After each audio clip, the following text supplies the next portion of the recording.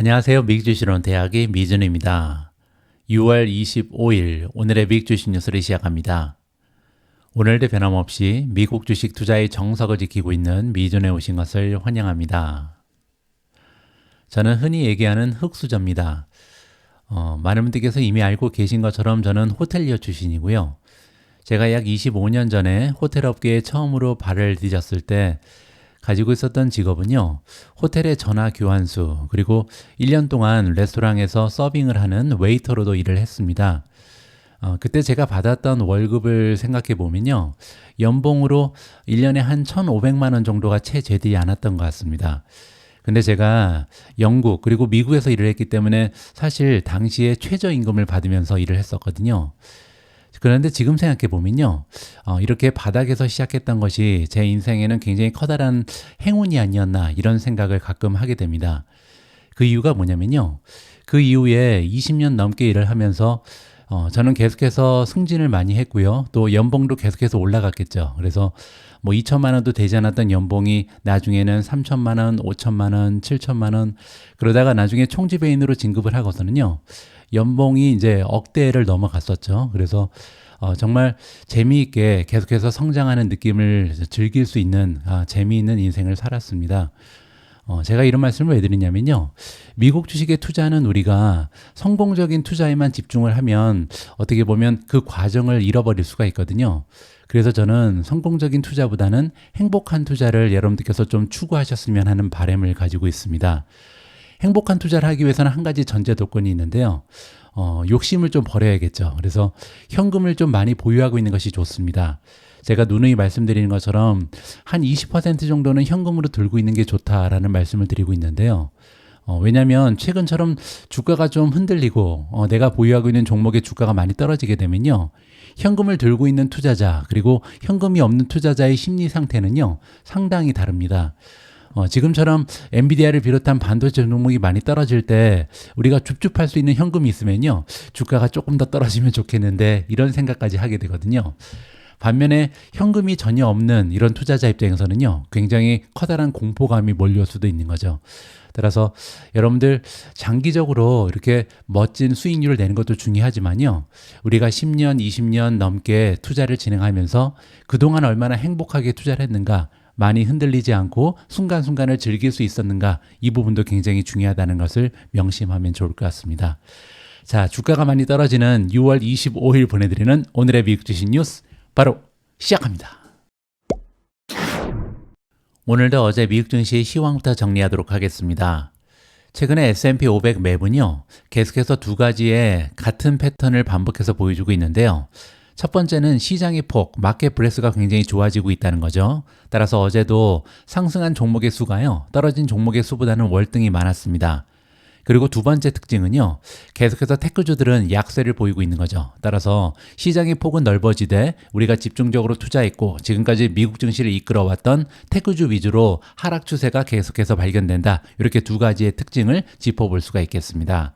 따라서 S&P 500의 마켓 브레스는 굉장히 좋아졌는데요. 이제는 58.05까지 올라갔습니다.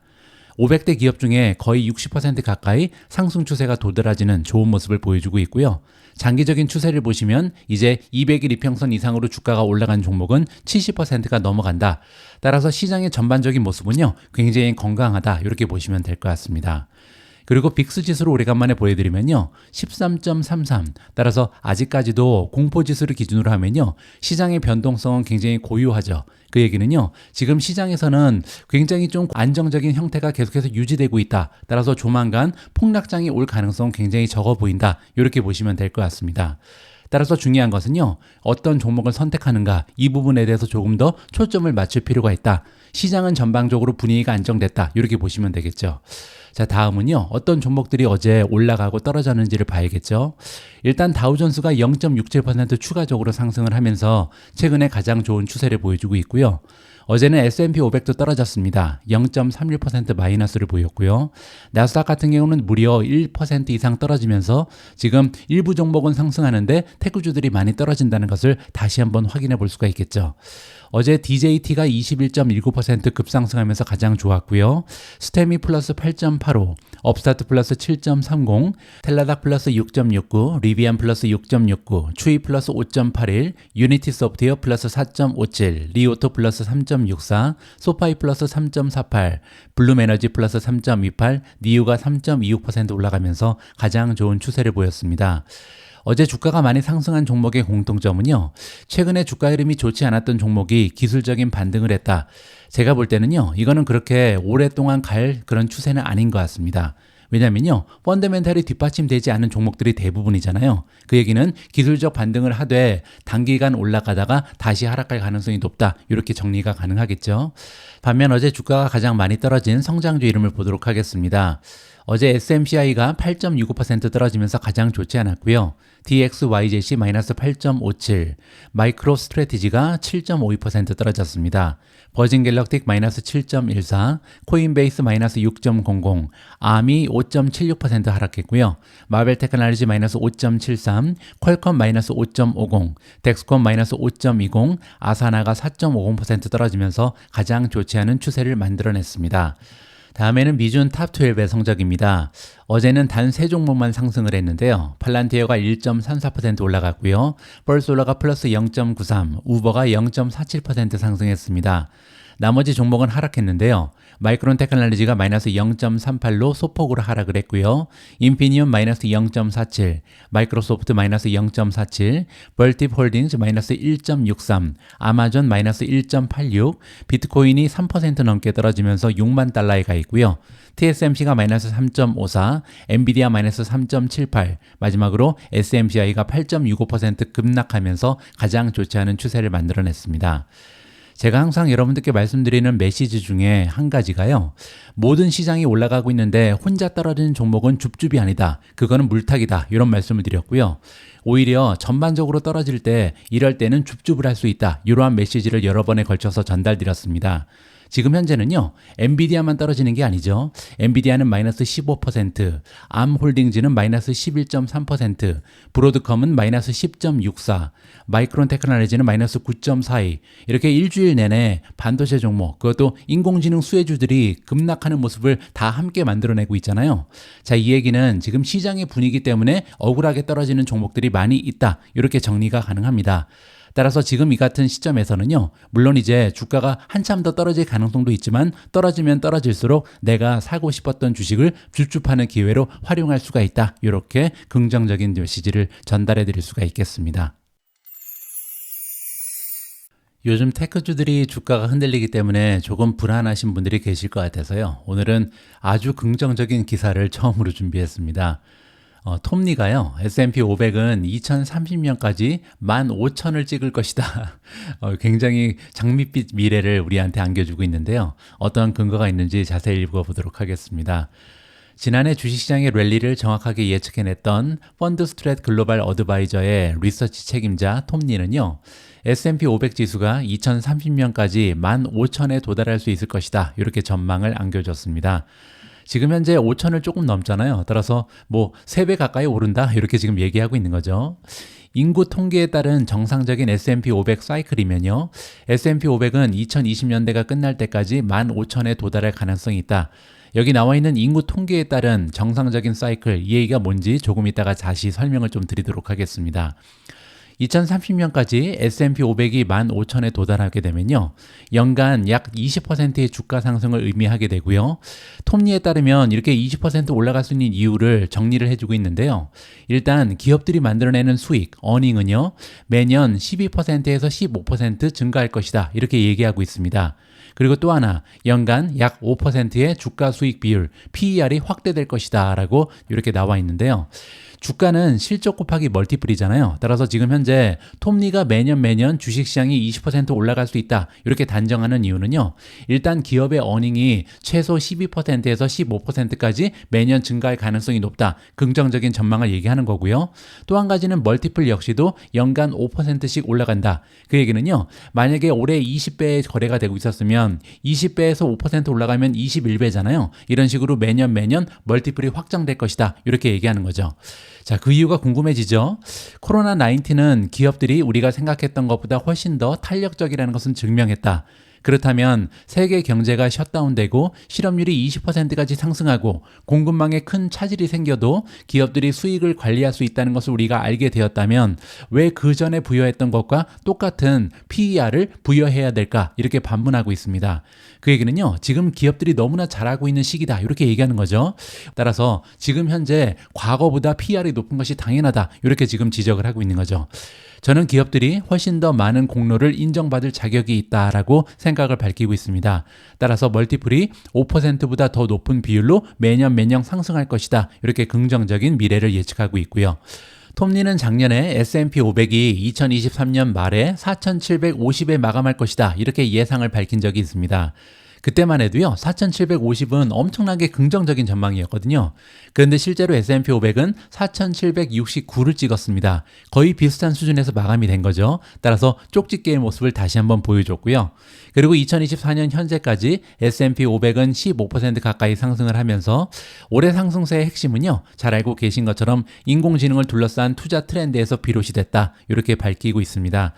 AI 채택률은 엄청나다. 그리고 노동력 부족으로 인해서 사용 사례가 중요하다. 이런 얘기를 하고 있고요. 따라서 지금 현재는 전 세계적으로 노동력이 부족한 상황이고요. 따라서 AI를 사용하고 싶어하는 기업이 너무나 많다. 이렇게 얘기하는 거죠. 이 모든 기업들이 얼마나 많은 수익을 창출할지 우리가 과소평가하고 있을 가능성이 높다. 이렇게 긍정적인 얘기를 하고 있습니다. S&P 500 지수는 올해 6월에 3.5% 상승했는데요. 이것은 사실 교과서적인 랠리다라고 톱니가 얘기합니다. 6월은요, S&P 500의 긍정적인 달이 될 것이라고 설명을 하는데요. 6월은 보통 시장이 다시 리스크 온으로 돌아가는 달이라고 얘기합니다. 1927년 이후에 중앙값 상승률은 3.9%입니다. 따라서 6월 달에는 원래 보통 올라가는 달이다. 이렇게 역사적인 통계를 얘기하는 거고요. 5,500까지 올라갈 수 있다라고 계산을 밝히고 있습니다. 톱니는 또한 펀드 스트랏의 2024년 연말 목표치인 5,200이 너무 낮다. 예전에 이미 한번 얘기했죠. 5,600 이상까지 갈 수 있다. 비공식적으로 얘기한 적이 있고요. 약 2주 후에 업데이트 될 거라고 얘기했습니다. 그는 현재 예상치는요, 수익 평균 270달러에 18배의 배수를 적용했다라고 계산법을 밝히고 있는데요. 업데이트된 목표치는 285달러의 어닝에 멀티플이 20배에서 21배까지 가까워지면서 아마도 5,800을 찍을 수 있을 것이다. 굉장히 큰 폭으로 목표 주가를 올릴 거다. 이렇게 지금 예고를 한 거죠. 그는 2015년에 시작돼서 2035년까지 해결되지 않을 것으로 예상되는 엄청난 글로벌 노동력 부족을요, 또 다른 큰 요인으로 꼽았습니다. 앞서 두 차례의 글로벌 노동력 부족 사례는 기술주의 포물선형 움직임으로 끝난 바가 있다. 역사적인 사실을 얘기하는데요. 굉장히 중요한 포인트입니다. 톱니가 과거 역사의 통계를 봤더니요, 지금 현재처럼 과거에 인력이 모자랄 때, 그러니까 글로벌 전체적으로 노동력이 부족한 현상이 나타날 때는요, 기술주가 엄청난 발전을 하면서 증시를 이끈 바가 있다. 이렇게 얘기합니다. 그리고 지금은요, 2015년부터 2035년까지 굉장히 큰 폭으로 글로벌적으로 노동력이 부족한 상황이 극심화되고 있다. 따라서 다가오는 미래에 2035년까지는요, 기술주 위주로 미국 증시가 엄청나게 달릴 준비가 되어 있다. 이렇게 얘기하는 거죠. AI가 시장에 미치는 영향에 대해서 논의를 하면서 1990년대 인터넷 붐과 마찬가지로 월가는요, 성장 초비 단계에서 항상 기술의 중요성을 과소평가하는 경향이 있다. 이렇게 밝혔습니다. 휴대폰이 처음 등장했을 때 사람들은요, 휴대폰을 사치스러운 장난감이라고 생각했고 연간 7만 5천 달러 이상 버는 부자들만 사용할 것이다. 이렇게 생각한 바가 있다라고 밝혔습니다. AI 채택률은 놀랍지만 노동력 부족으로 인해서 사용 사례가 중요하다. 이 모든 기업들이 얼마나 많은 수익을 창출할지 우리가 과소평가하고 있을 가능성이 굉장히 높다. 따라서 AI가 앞으로 발전할 수 있는 가능성이 굉장히 높은 이유는요, 전 세계적으로 노동력이 부족하죠. 따라서 노동력이 부족한 상황에서 생산성을 증대시켜야 되는데 적절한 시기에 AI가 붐이 일었다. 따라서 지금부터 기술주 위주로 엄청난 상승 추세가 일어날 것이다. 이렇게 지금 밝히고 있습니다. 또한 톱니는요, 반복되는 인건비가 자본 투자로 대체될 것이기 때문에 향후 글로벌 주식시장에서는요, 기술 기업이 차지하는 시가총액 비중이 지금 현재는 약 18%인데 이게 40%에서 50%가 될 것이다. 따라서 기술주 위주로 엄청나게 시가총액이 확장될 것이다. 주가가 엄청나게 올라갈 것이다. 이렇게 예상을 밝히고 있습니다. 시장의 많은 부분이 평범한 실적을 보이고 있다는 사실에 대해서 지적하면서 톱니는요, 지수가 사상 최고치를 기록하고 있는 상황에서도 활발하게 거래되는 자금이 기술주에만 매수가 되고 있기 때문에 주식은 아직도요 6조 달러에 달하는 현금의 군주로 있다라고 얘기합니다.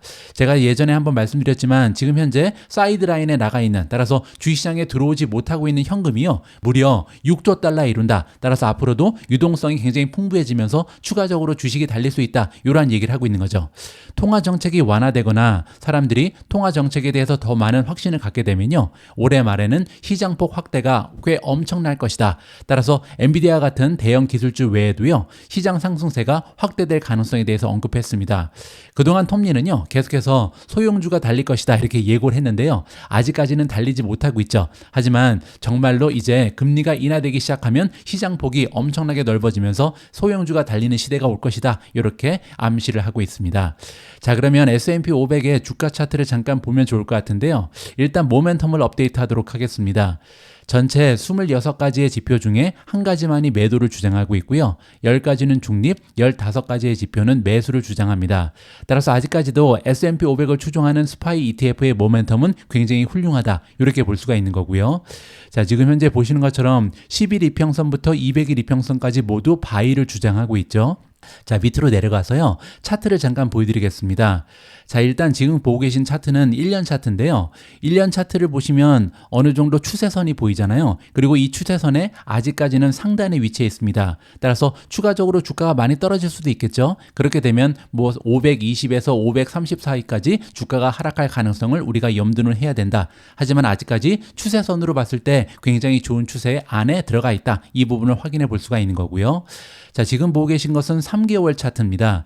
3개월 차트를 보면 조금 더 선명하게 우리가 볼 수가 있겠죠. 단기적으로 봐서도 굉장히 좋은 추세를 계속해서 지켜내고 있다, 추세선 안에 있다, 물론 추가적으로 하락은 가능하다, 이렇게 보시면 될 것 같고요.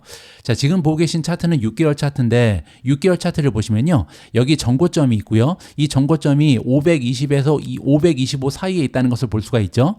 그리고 지난번에 주가가 많이 떨어지면서 한 520까지 떨어진 적이 있습니다. 따라서 이 근처에 굉장히 단단한 지지선이 있다는 것을 확인해 볼 수가 있잖아요. 자, 그 얘기는요 522가 어느 수준이냐면요, 자, 여기 와서 50일 이평선을 보시면 지금 현재 50일 이평선이 522에 가 있습니다. 따라서 만약에 S&P 500을 추정하는 스파이가 520 근처까지 떨어지더라도 반등할 가능성이 굉장히 높아지죠. 자, 첫 번째 이유는요, 여기서 본 것처럼 장기적인 추세를 봤을 때 522까지 떨어졌다가 반등할 가능성이 높잖아요. 추세선 안에서 만약에 지켜진다면요. 그리고 또 한 가지는 여기 보시는 것처럼 전고점이 그 근처였고, 그리고 지난번에 주가가 떨어졌다 반등한 근처가 바로 520 근처였다. 따라서 다시 한번 비슷한 일이 반복할 가능성이 높다. 만약에 떨어지더라도 520에서 반등한다, 이렇게 기대를 가지고 지켜보면 좋을 것 같습니다. 앞의 기사에서 톱니가 주장하고 있는 메시지는요, 크게 두 가지로 정리가 가능합니다. 일단 장기적인 관점을 보시면요, 전 세계적으로 지금 노동력이 굉장히 부족한 시기에 접어들었다. 따라서 과거에도 그랬던 것처럼 앞으로는요, 테크 기업들이 생산성을 증대시키면서 엄청나게 많은 발전을 이룰 것이다. 따라서 테크주 위주로 미국 증시의 상승을 이끌 것이다. 이게 장기적인 첫 번째 예측이죠. 자, 그리고 두 번째로 단기적인 관점을 보시면요, 이제는 금리가 인하될 시기가 다가오고 있죠. 따라서 올해 말이 되면요, 굉장히 시장의 폭이 급격하게 늘어나면서 소형주들이 달릴 수 있을 것이다. 지금까지는요, 메가테크 기업들이 시장을 이끌었지만 이제는 많은 종목들이 동반 상승할 수 있다. 이렇게 단기적인 전망을 제시하고 있습니다. 자, 그래서 이번에는요, 이제 소형주를 보유해야 되는 이유라는 제목의 기사를 준비했습니다. SPSM이라는 ETF의 주가 차트를 보시면요, 어제는 0.75% 상승했습니다. 하지만 아직까지는 YTD로 2% 넘게 하락 추세를 면치 못하고 있죠. 따라서 시장은 굉장히 좋았는데 소형주가 모여있는 S&P 600은 굉장히 좋지 않은 추세가 아직까지도 지켜지고 있다. 이렇게 보시면 되겠습니다. 시가총액 규모가 작은 소형주는 수년 동안 죽은 돈이었습니다. 소형주는 정말 오랫동안 올라가지 못하고 있는데요. 하지만 이들 주식을 상승시킬 촉매제가 드디어 몇 주 안에 나타날 수 있다라고 주장하고 있습니다. S&P 스몰캡 600, S&P 600 지수가 나오는데요. 평균적인 시장 가치가 30억 달러 정도인 수익성이 있는 기업으로 이루어진 지수입니다. 러셀 2000하고 많이 비교를 하는데요. 러셀 2000은 굉장히 작은 시가총액에 2000대 기업이 들어가 있는 거고요. 여기는 600개의 기업이 들어가 있습니다. 그리고 한 가지 커다란 차이점은요. 수익성이 있다. 따라서 적자 기업은 빼고 흑자를 내고 있는 기업만 포함이 되어 있는 굉장히 건강한 지수라고 보시면 되겠습니다. 자, 그리고 S&P 600은요. 올해 2% 정도 하락하면서 1282에 근접을 했습니다. 한때는 1300을 조금 넘는 수준까지 올랐지만 그 수준에서 매도세가 계속 유입되고 있다. 이 지수는 여전히 2021년 말에 기록했던 1465를 밑돌고 있다라고 지금까지의 상황을 정리해주고 있습니다. 이는 S&P 500 지수가 올해 31번이나 사상 최고치로 마감하면서 16% 연초부터 상승한 것과는 대조적이다. 따라서 대형주는 16% 올라갈 동안 소형주는 2% 빠졌다. 극과 극을 달리고 있다. 이렇게 보시면 되겠죠. 그 이유는 우리가 알고 있는 것처럼 투자자들이요. 인공지능의 도입으로 수익이 증가할 것이라는 기대감에 힘입어서 상승한 빅테크 주식이 가장 커다란 원동력이다. 이렇게 정리가 가능합니다. 자, 그리고 S&P 600 같은 경우는요. 하나의 문제가 더 있는데 시장이 경기에 대해서 우려를 하고 있다. 바로 이 부분이 키죠. 연방준비제도 이사회는요. 인플레이션과 싸우면서 상품과 서비스에 대한 수요를 제한하기 위해서 금리를 굉장히 높게 유지했습니다. 20년 만에 최고의 금리가 지금 설정돼 있잖아요. 연준의 목표치인 2%를 상회하는 연간 인플레이션율이 3% 이상을 유지하면서 금리 인하에 대한 기대감이 올해 내내 사라졌다. 따라서 원래는요. 올해 초 되면 금리가 떨어질 줄 알았죠. 근데 아직까지도 높은 금리가 계속해서 유지되고 있잖아요. 그것 때문에 S&P 600이 아직까지도 굉장히 초라한 성적표를 가지고 있다. 이렇게 보시면 됩니다. 동시에 미국의 경제 지표는요. 다소 실망스러운 모습을 보였습니다. 1분기의 실질 국내 총 생산은요. 리얼 GDP라고 부르는 거죠. 계절 조정 연율 성장률이 1.3%가 나왔는데요. 2023년 4분기에는 3.4였고요. 작년 3분기에는 4.9%였습니다. 따라서 과거에 비해서 많이 떨어졌다. 따라서 경기가 둔화되는 거 아니야? 이러다가 리세션 빠지는 거 아니야? 이런 불안감이 조성이 됐었죠. 자, 이렇게 경기가 둔화되고요. 금리 상승이 더 오래 지속된다는 것은 경기 침체 위험이 커지고 있는 것을 의미합니다. 이는 경기 변동과 현금 흐름이 더 민감한 소규모 기업에게는 커다란 문제가 될 수도 있다. 왜냐면요. 이들은 비즈니스에서 비용을 절감할 수 있는 기회가 적고 스트레스를 받을 때 자본에 대한 접근성이 떨어지는 경우가 많이 있기 때문이다. 경기가 안 좋아지면요. 아무래도 돈을 꾸기가 어렵죠. 그리고 금리가 굉장히 높잖아요. 따라서 이자 비용이 굉장히 많이 늘어날 수 있기 때문에 소형 기업들이 어려움을 겪을 수 있다. 심지어는 파산하는 기업도 많이 발견될 수 있잖아요. 그렇기 때문에 소형주가 굉장히 약세를 보였다. 이렇게 정리가 가능하겠죠. 자, 하지만 6월 12일 예상보다 낮은 물가 상승률이 발표가 됐고요. 올해 금리 인하 가능성이 유지됐습니다. 적어도 올해 말까지는 금리가 인하될 것이다. 2번 정도 인하될 것이다. 이러한 기대감이 커지고 있죠. 자, 그럼에도 불구하고 소형주를 지속적으로 상승시키지는 못했습니다. 아직까지는 더 많은 확신이 필요하다는 거죠. 따라서 시장에서는요. 스몰캡 투자는 여전히 쓸데없는 짓이다. 이렇게 말하는 전문가도 생겼습니다. 로이홀드 그룹의 최고 투자 책임자인 더그 램지는 그렇게 얘기하고 있고요. 하지만 소형주는 이미 상당히 저렴하기 때문에 쓸데없는 투자라는 평가는 오래 지속될 수 없다. 이렇게 이번 기사에서는 얘기하고 있는데요. S&P 600은 향후 12개월 동안 구성 기업이 창출할 것으로 기대되는 주당 순이익, EPS에 비해서 14배 미만에서 거래가 되고 있습니다. 포워드 PER이 14배라는 거죠. S&P 500의 21배에 비교해서 34%나 낮은 밸류에이션에 머물러 있다. 따라서 대형주에 비해서 지금 소형주의 멀티플이 너무나 낮게 형성이 됐다는 거죠. 과거 10년 동안 대형주 대비 소형주의 할인율은요. 평균적으로 16%에 불과했다고 합니다.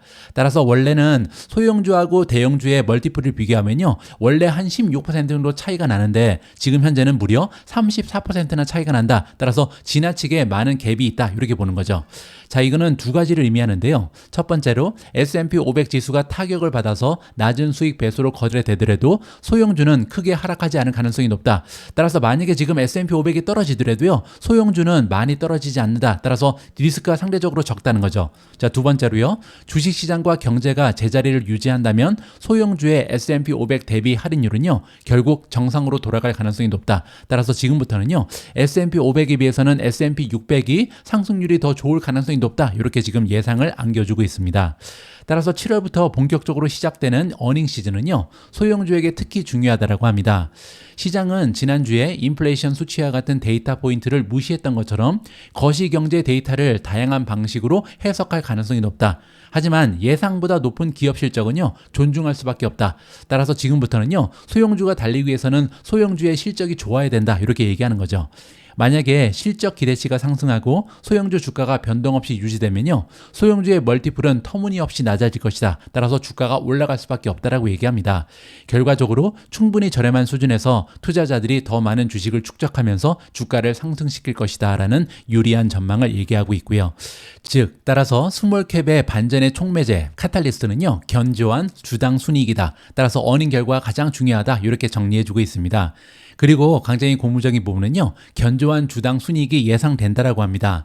지난 몇 분기 동안 수익은 대체적으로 예상보다 좋았고요.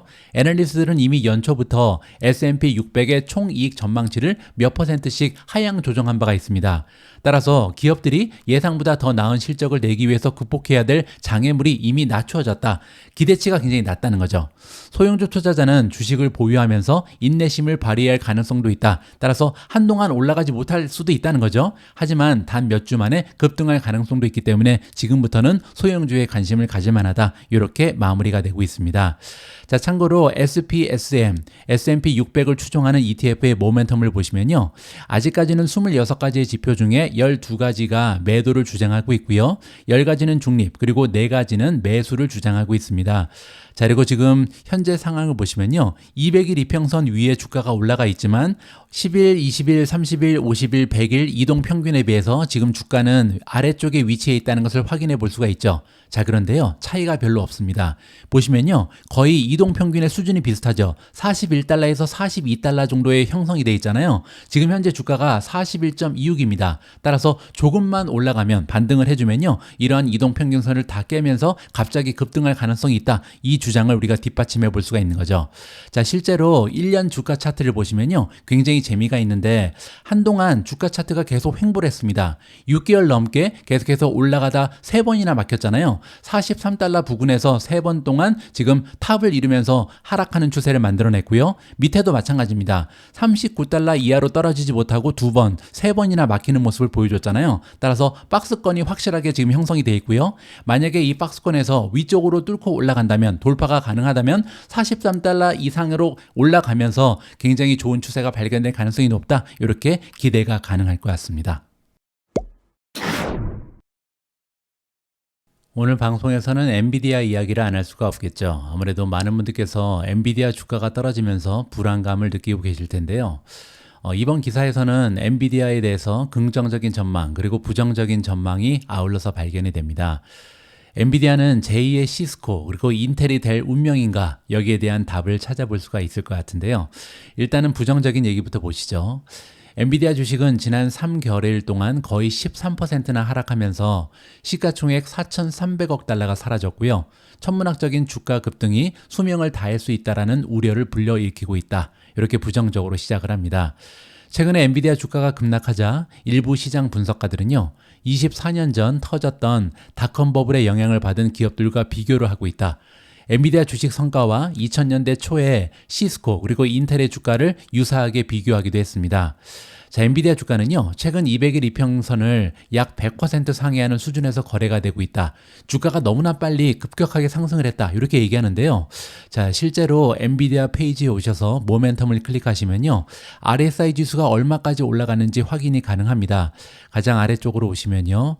자, 여기에서 RSI 지수가 가장 높았을 때가 81.37입니다. 따라서 지나치게 단기간에 주가가 급상승하고 81을 넘어가는 RSI를 보이고, 그리고 나서 주가가 떨어지기 시작했다. 이렇게 보시면 되겠죠. 여러분들 잘 알고 계신 것처럼 RSI 지수가 70을 넘어가면 과매수거든요. 그런데 70이 아니라 81 이상까지도 올라간 것이 엔비디아의 주가였다. 이렇게 보시면 됩니다. 자, 그리고 최근에 200일 이평선을 100% 상회했다. 이 부분도 조금 좋지 않다. 이렇게 얘기하는데요.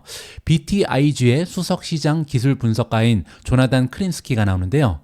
1990년 이후에 미국 기업이 200일 이동 평균선 위에서 가장 큰 폭으로 거래된 것은요. 2000년 3월에 시스코가 달성했던 80%였다고 합니다. 따라서 현재 주가가 200일 이평선보다 80% 더 높게 형성된 게 그동안은 최고 기록이었다. 그리고 그게 바로 시스코의 기록이었다. 이렇게 얘기하는데요. 지금 현재 엔비디아 같은 경우는 98%, 100% 가까이까지 지금 이평선에서 주가가 올라가 있는 상황이다. 이렇게 지금 얘기하는 거죠. 200일 이동 평균은요. 트레이더들과 기술 분석가들이 전반적인 장기 추세를 판단하는 핵심 지표다. 따라서 원래는요, 주가가 200일 이동 평균 위에 올라가 있으면 긍정적인 겁니다. 장기적인 추세가 좋다. 이렇게 평가가 가능하거든요. 자, 그런데 지금 엔비디아는 이동 평균보다 주가가 100% 가까이 올라가 있고요. 과거에 시스코도 비슷한 현상이 있었는데 그리고 나서 주가 흐름이 좋지 않았다. 이렇게 얘기하는 거죠. 그리고 또 한 가지 유사점이 있는데요. 시스코는 2000년 3월에 잠시나마 마이크로소프트를 제치고 시가총액 기준 미국 최대 기업이 된 적이 있습니다. 그리고 시스코의 주가가 사상 최고치를 기록했었고요. 시스코의 주가는요, 1990년 상장 이후에 10년 동안 1000배 이상 급등하면서 2000년 3월에 $80를 찍었습니다. 그게 이제 사상 최고치였는데요. 그리고 나서 닷컴 버블이 터졌죠. 2002년 10월에는요, $80에서 $8.6까지 완전히 폭락해버렸습니다. 그리고 20년이 지난 월요일 오후에 현재 주가는요, $47.28입니다. 따라서 2000년 3월에 $80까지 올라갔었는데 아직까지는 반토막 상태를 유지하고 있는 거죠. 따라서 굉장히 커다란 타격을 받은 것이 시스코의 주가였다. 이렇게 볼 수가 있겠죠. 물론 이번에는 펀더멘탈이 많이 다르다는 것을 충분히 인지하고 있다. 하지만 지난 5년 동안 엔비디아는 4280% 상승한 반면 시스코는 정점까지 5년 동안 4460% 상승했다. 따라서 굉장히 유사한 점이 너무나 많이 발견된다. 엔비디아 주식 조심해야 된다. 이렇게 크린스키라는 전문가는 밝히고 있습니다. 자, 이번에는 인텔과의 비교인데요. 조금은 긍정적인 내용입니다. 닷컴 버블이 터질 당시 2000년의 주가 최고치를 다시 회복하지 못한 대형 기술 기업의 또 다른 예가 있다라고 나오는데요. 월요일 오후 주가가 주당 30.57달러로 마감했던 인텔은요, 여전히 세계 최대 반도체 제조업체 중에 하나지만 2000년 8월에 기록한 주가 최고치인 75.89달러를 아직까지 회복하지 못하고 있습니다.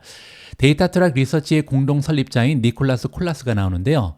1990년대 인텔과 현재의 엔비디아를 비교해 본 결과 주식 투자자에게 중요한 모든 지표에서 엔비디아의 비즈니스 모델이 인텔보다는 명백히 우월하다라는 긍정적인 사실을 발견했다고 합니다. 2024년 1월에 끝난 회계년도 엔비디아의 매출은요, 2000년 닷컴 버블이 끝났을 당시 인텔의 인플레이션 조정 매출과 비슷한 수준이다. 이렇게 얘기합니다. 월가의 분석가들은요, 이 인공지능 기업이 올해 1200억 달러의 매출을 기록할 것으로 예상한다. 그 의미가 뭐냐면요, 2001년에 인텔은 매출이 감소했다고 합니다. 따라서 2000년과 비교했을 때 2001년에 인텔의 매출은 오히려 하향 추세를 겪는데요. 지금 현재 엔비디아의 매출은 2023년 대비해서 기본적으로 2배 가까이 늘어날 것이다. 따라서 완전히 다른 상황이라는 거죠. 인텔은 닷컴 버블이 끝날 무렵에 사라졌던 바로 그 시점에서 엔비디아의 모멘텀은 오히려 계속되고 있다. 따라서 두 개의 기업은 완전히 다른 행보를 하고 있다. 이렇게 지금 얘기하는 거죠. 또한 오늘날 엔비디아의 펀더멘탈은요, 닷컴 버블이 정점에 달했을 때 인텔에 비해서 훨씬 더 나은 상태라고 합니다. 펀더멘탈이 훨씬 좋다. 자, 예를 들어서 2000년에 인텔의 순이익률은 31.2%였는데요. 2023년 엔비디아의 순이익률은 무려 48.9%입니다. 매출의 반이 순이익으로 잡히는 거죠. 자, 그리고 2000년 인텔의 자기자본 수익률, 우리가 ROE라고 부르는 거죠. ROE는 28.2%였던 반면 엔비디아는 69.2%, 따라서 굉장히 현저한 차이를 펀더멘탈에서 보인다. 이렇게 정리가 가능하겠죠. 결론적으로 엔비디아의 현재 마진과 자기자본 수익률 ROE는요, 2000년 정점에 달했던 인텔에 비해서 57%에서 무려 145% 더 높고요. 직원 수는 오히려 3분의 1에 불과하다고 합니다. 따라서 완전히 차별화된 그러한 펀더멘탈을 보이고 있다는 거죠. 한편 데이터 트랙 리서치가 집계한 데이터에 따르면요, 엔비디아는 1990년대 후반기 전성기의 인텔에 비해서 연구 개발에 더 많은 비용을 지출하고 있다고 합니다. 2023년 엔비디아 매출 대비 R&D 비율은요 14.2%였는데 2000년 인텔은 11.6%에 불과했습니다. 따라서 미래를 위한 R&D에도 많은 비용을 쏟아붓고 있다. 따라서 계속해서 좋은 발전을 이룰 가능성이 높다는 거죠. 자, 결론은 엔비디아가 글로벌 주식 밸류에이션의 최상위권에 오는 데는 여러 가지 이유가 있고요. 펀더멘털에 대한 시장의 지속적인 믿음으로 인해서 주가가 계속 상승할 수 있다. 그는 또한 반도체 산업의 변동성을 고려할 때 앞으로 몇 주 동안 주가가 약간의 변동성을 보일지라도 놀라지 않을 것이다. 따라서 단기적인 주가의 흐름은 우리가 알 수가 없겠죠. 하지만 장기적으로 봤을 때는요. 지금 현재도 그렇게 밸류에이션이 높을 만한 이유가 있다는 거죠. 따라서 엔비디아의 상승은 한동안 계속될 것이다. 이렇게 정리가 가능할 것 같습니다. 지금 현재 엔비디아의 모멘텀을 보시면요. 중립에 와 있습니다. 26가지 지표 중에 8가지는 매도를 주장하고 있고요. 10가지는 중립, 그리고 8가지는 매수를 주장한다. 따라서 딱 중립에 와 있는 거죠. 자, 그리고 밑으로 내려가서 잠깐 차트를 보시면요. 자, 지금 118까지 떨어져 있는데요. 그리고 나서 계속해서 만약에 하락을 한다면 아마도 106, 한 100에서 105 사이에서는 한 번 더 반등의 기미가 보이지 않을까. 왜냐면 예전에도 한번 106까지 떨어졌다가 반등을 시도한 적이 있잖아요. 자, 105에서 106 정도의 어떤 지표가 있는지 한번 이동 평균을 보도록 하겠습니다. 자, 여기 106이 있죠. 50일 이평선에 걸려 있거든요. 따라서 단기적인 추세를 결정하는 이동 평균하고 지금 맞물려 있는 거죠. 따라서 한 100에서 105 사이에서 주가가 다시 반등하지 않을까 이렇게 기대를 걸어볼 수가 있을 것 같습니다. 오늘 마지막으로 준비된 기사에는 마이크론이 등장합니다. 마이크론 테크놀로지는 내일 어닝 결과를 발표합니다. 6월 26일 수요일 날 어닝 결과가 예정돼 있고요. 지금 현재 시장의 많은 전문가들이 마이크론 테크놀로지의 어닝 결과를 기대하고 있는데요. 그 이유를 함께 읽어볼까 합니다. 일단 울프 리서치의 의견입니다.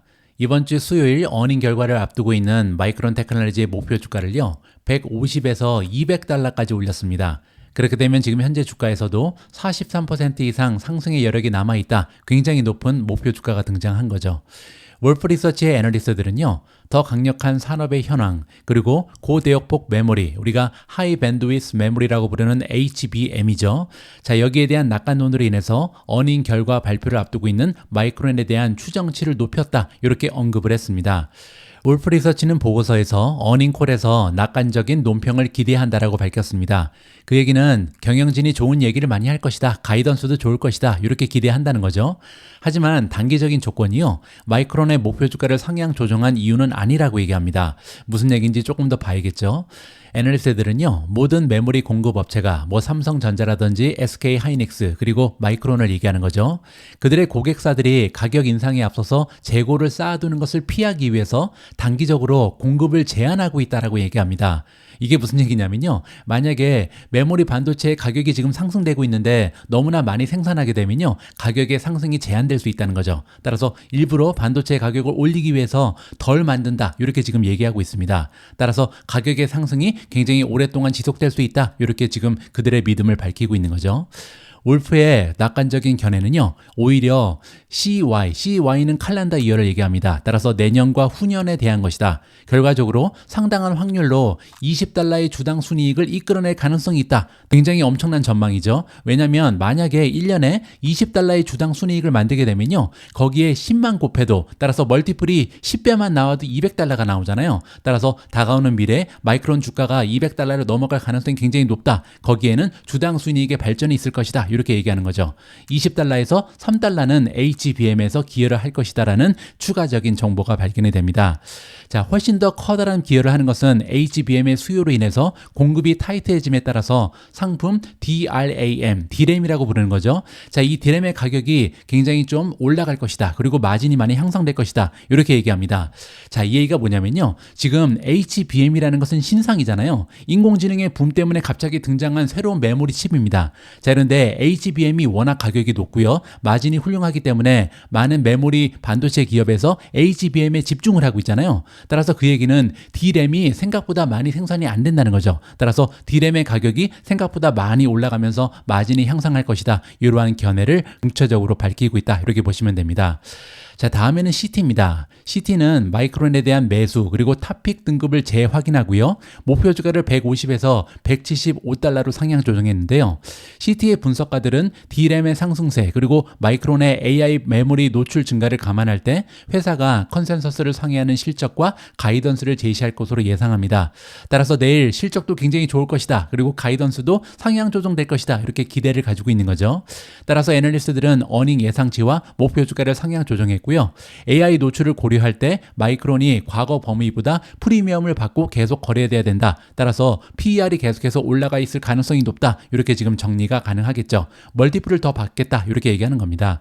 한편 투자회사 해지아이는요, 이번 주 실적 발표를 앞두고 마이크론을 새로운 롱 아이디어로 추가했습니다.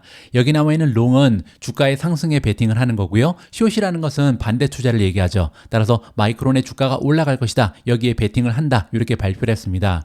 해지아이의 애널리스트 펠릭스 왕이 나오는데요. 이 전문가 의견에 따르면 마이크론의 가이던스는요, 일부 기존 제품과 함께 인공지능 기반 제품, 신상이라는 거죠. 따라서 AI에 사용되는 HBM3E라든지 DDR5 그리고 eSSD 같은 반도체, AI에 특화되어 있는 이 메모리 반도체 때문에 가격이 강세를 이룰 것이다. 그리고 예상치를 상회할 것이다. 이렇게 긍정적인 전망을 밝히고 있습니다.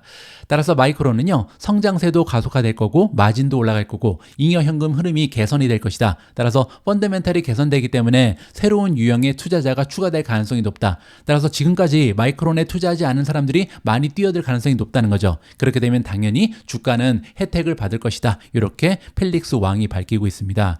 자, 그 밖에 UBS는요, 마이크론에 대한 매수 등급을 유지했고요. 가격 목표와 추정치를 상향 조정했는데요.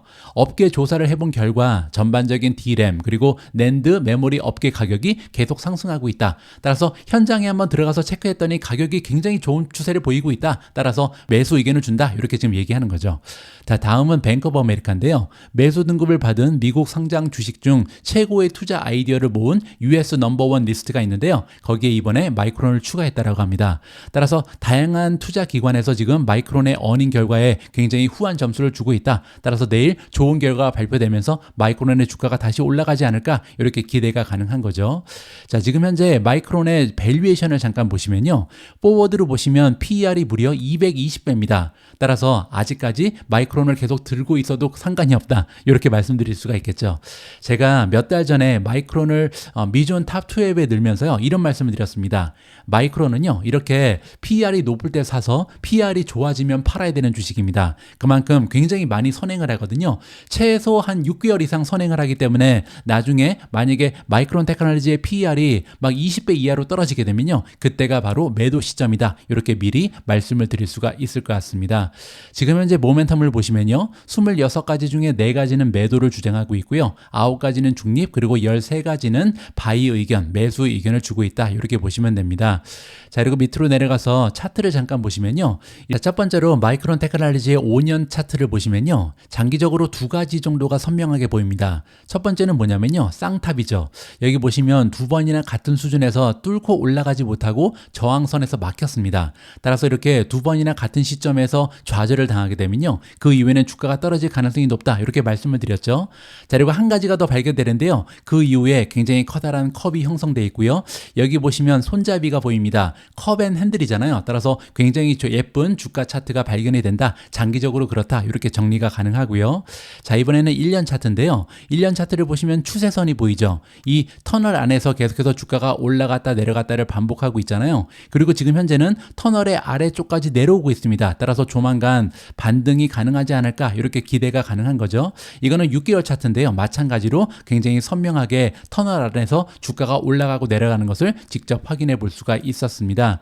자, 그리고 지금 보고 계신 차트는 3개월 차트인데요. 3개월 차트를 보시면 지금 현재 139에 있는 주가가 만약에 추가적으로 떨어지더라도요. 굉장히 강력한 지지선이 하나 있습니다. 여기 보시면 133 정도의 전고점이 하나 있잖아요. 따라서 추가적으로 만약에 주가가 떨어져도 곧 반등이 가능하지 않을까 이렇게 기대가 가능한 거죠. 자, 그리고 133을 위로 올라가서 그 수준을 살펴보면요. 30일, 20일 이평선 근처입니다. 따라서 만약에 주가가 쭉 떨어지더라도 20일 이평선이나 25일 이평선, 30일 이평선이 지지선 역할을 하면서 주가가 반등하지 않을까 이렇게 기대가 가능할 것 같습니다. 6월 25일 오늘의 미국 주식 뉴스는 여기까지입니다. 사실 오늘 5가지의 기사를 준비해 놓고 있었는데요. 한 가지를 못했습니다. 미준 추천 컨텐츠 폭증하는 AI 전력 소비와 의외의 수혜 주식은 이라는 굉장히 흥미진진한 기사인데요. 이 기사는 사실 어제도 준비했었는데 어제도 시간이 모자라서 못 읽어드렸고요. 오늘 역시도 마찬가지입니다. 내일은 이 기사부터 좀 읽어야겠습니다. 그리고 여러분들 이렇게 좀 제가 정성스럽게 준비한 여러 가지 기사들이 있으니까요. 미준 올인원 멤버십 가입도 한번 고려를 해주셨으면 합니다. 방송에서 함께 읽어드리는 기사 말고도요. 정말 여러분들 투자에 도움이 될 수 있는 다양한 정보, 중요한 정보들이 많이 포함되어 있거든요. 여유 되시는 분들께서는 멤버가 한번 되어보시면 좋을 것 같습니다. 자, 저는 내일도 여러분들 투자 활동에 도움되는 다양한 정보 모아서 다시 인사드릴 수 있도록 하겠습니다. 우리 모두가 미국 주식 투자로 은퇴하는 그날까지 다 함께 화이팅입니다. 행복한 하루 되세요. 감사합니다.